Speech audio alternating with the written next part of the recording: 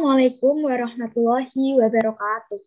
Perkenalkan, nama saya Asila Maharani Arif dengan NIM 14014211182. Kali ini saya akan menjelaskan tentang bumi, alam semesta, tanah, batuan, dan sumber daya mineral untuk memenuhi tugas mata kuliah konsep dasar IPA dengan dosen pengampu Dr. Sri Sulistyorini MPD. Baik, langsung saja mari kita bahas. Bumi. Jadi, apa sih bumi? Bumi adalah planet ketiga dari planet dalam tata surya, dengan usia diperkirakan mencapai 4,6 miliar tahun. Jarak antara bumi dengan matahari adalah 149,6 juta kilometer. Bumi memiliki bentuk yang bulat, namun bukan bulat pepat. Bumi pepat pada tiap kutub-kutubnya dan mengembung pada ekuator. Jadi, bumi yang merupakan tempat yang kita tinggali ini merupakan planet ketiga dari 8 planet dalam tata surya. Dan bumi tidak bulat sempurna, melainkan bulat pepat pada tiap kutub-kutubnya dan mengembung pada ekuator. Kemudian, bumi memiliki 2 gerak, yaitu gerak revolusi dan gerak rotasi. Gerak rotasi merupakan gerak perputaran bumi pada porosnya. Hal ini menyebabkan pergantian siang dan malam, gerak semu harian matahari dan benda-benda langit lainnya, menggembungnya di khatulistiwa dan pemepatan di kedua kutub-kutubnya, perbedaan waktu untuk tempat yang berbeda derajat bujurnya. Sedangkan revolusi merupakan perputaran bumi mengelilingi matahari. Revolusi bumi menyebabkan pergantian musim, perubahan lamanya siang dan malam, gerak semu tahunan matahari, dan terlihatnya bintang yang berbeda dari bulan ke bulan. Jadi, bumi bukan hanya diam, namun bumi juga bergerak, yaitu berotasi, berputar pada porosnya, serta berevolusi, yaitu berputar mengelilingi matahari. Selanjutnya adalah lapisan bumi. Secara garis besar, lapisan bumi terdiri dari 3, yaitu lapisan mantel, lapisan inti, dan lapisan kerak. Kerak bumi disebut dengan crust, mantel atau selimut, dan inti atau core. Yang pertama, kerak bumi. Kerak bumi adalah lapisan terluar dari bumi yang terbagi menjadi 2 kategori, yaitu kerak samudra dan kerak benua. Kerak samudra memiliki ketebalan sekitar 5-10 km, sedangkan kerak benua mempunyai ketebalan 20-70 km. Dalam kerak bumi, terdiri dari atas batuan.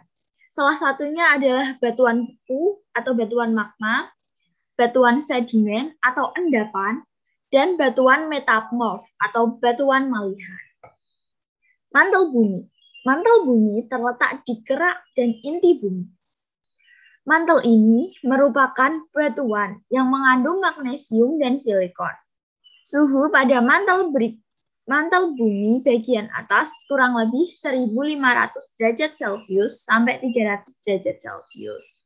Jadi mantel bumi ini terletak antara kerak dan inti bumi. Mantel bumi berfungsi melindungi bumi. Untuk lapisan selanjutnya adalah lapisan inti. Lapisan inti bumi dibedakan menjadi 2, yaitu inti luar dan inti dalam.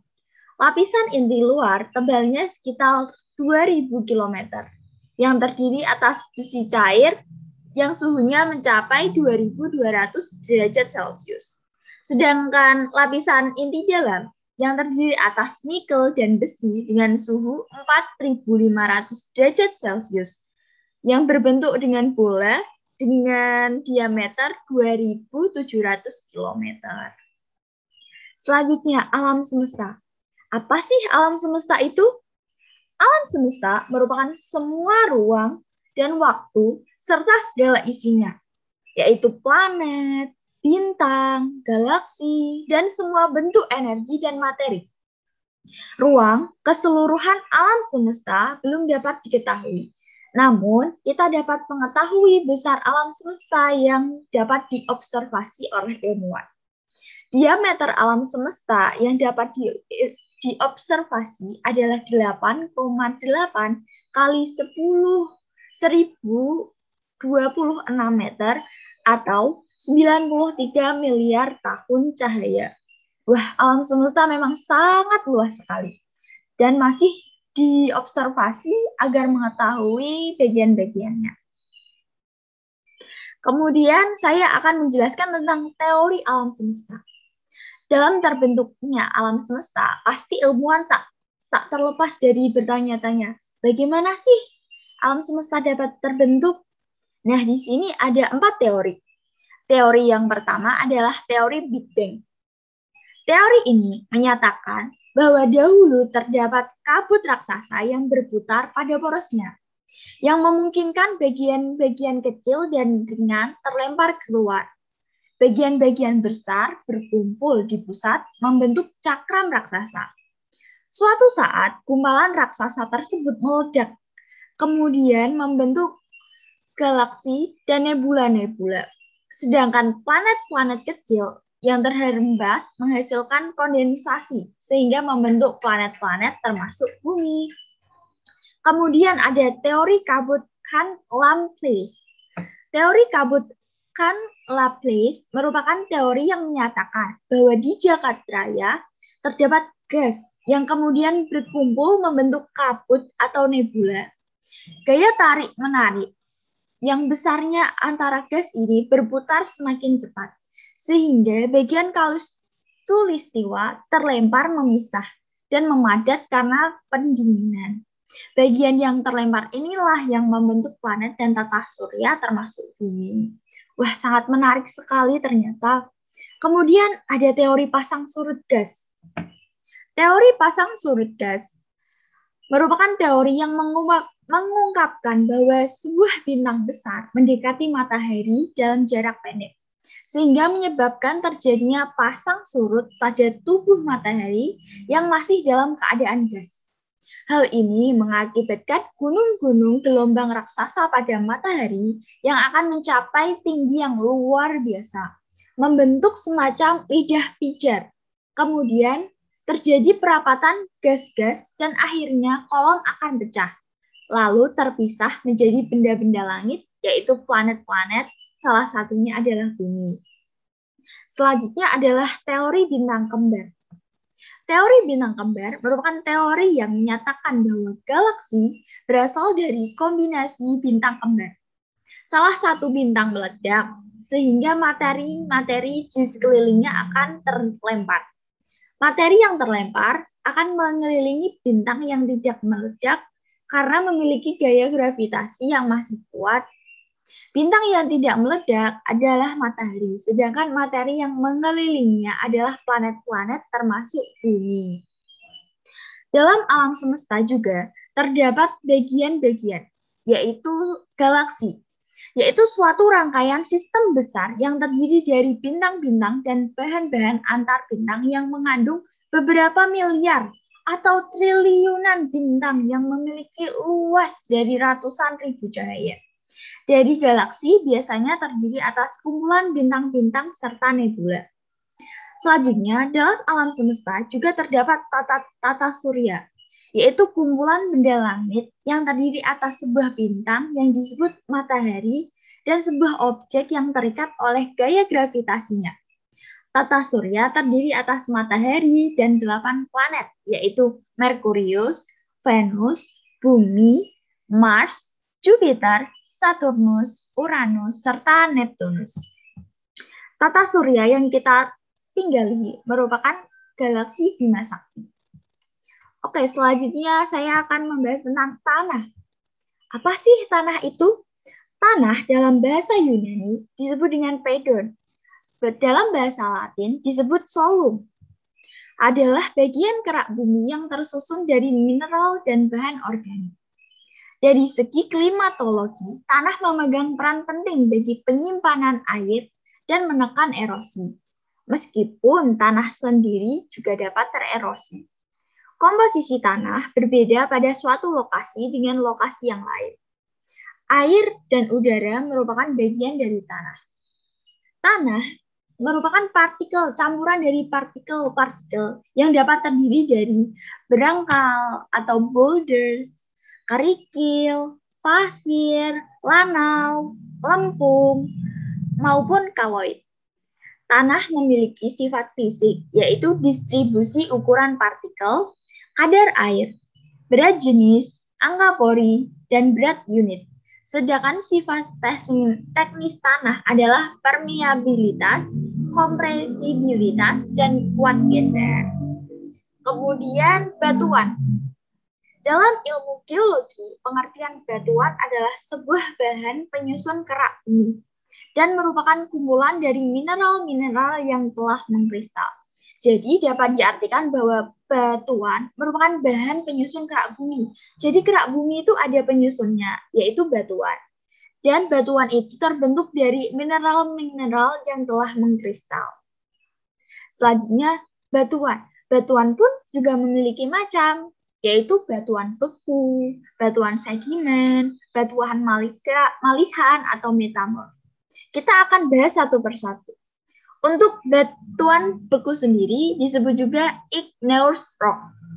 Jadi, batuan beku ini adalah terbentuk dari magma atau lava yang membeku di permukaan bumi, disebut dengan batolit, pipa magma atau kawah vent, seal, deck, discharge, dan di atas bumi disebut dengan lelehan. Magma merupakan batuan cair dan panas yang berada dalam kerak bumi atau perut bumi. Sedangkan lava adalah magma yang mencapai permukaan bumi. Batuan beku dapat dibedakan menjadi dua, yaitu batuan beku intrusif atau intrusive rock dan batuan ekstrusif atau extrusive rock. Batuan beku intrusif terbagi menjadi batuan beku dalam atau plutonik, yaitu terbentuk pembekuan magma di dalam bumi. Batuan beku porfir, yaitu terbentuk di sekitar pipa magma atau kawah. Dan batuan beku arvanitik.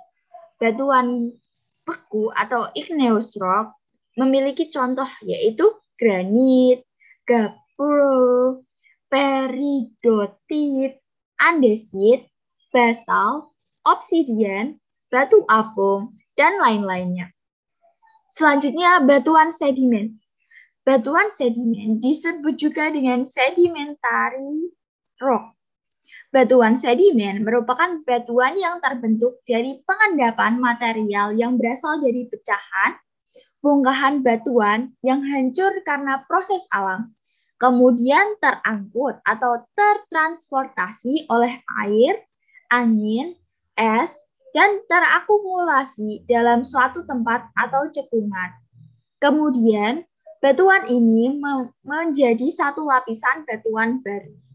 Batuan sedimen memiliki ciri-ciri, yaitu adanya lapisan karena akibat dari perulangan pengendapan. Batuan sedimen memiliki ciri fisik, yaitu batuan berlapis, bertekstur, gembur, gelombang atau ripple marks, warna, konkresi, geode, fosil, serta rekah karut. Contoh dari batuan sedimen antara lain batu pasir atau sandstone, batu lempung atau claystone, batu serpih atau scale, batu konglomerat atau conglomerate, batuan breksi atau brexia, batuan dolomit atau dolomit, serta evaporit, yaitu evaporates.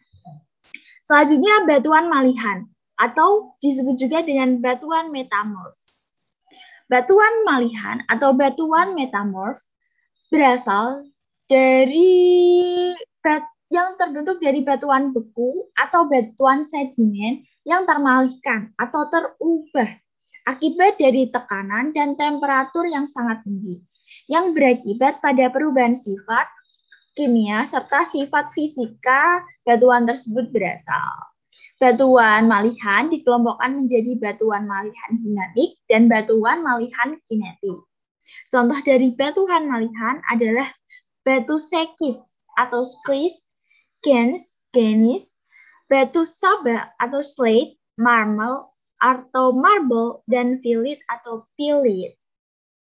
Selanjutnya, sumber daya mineral.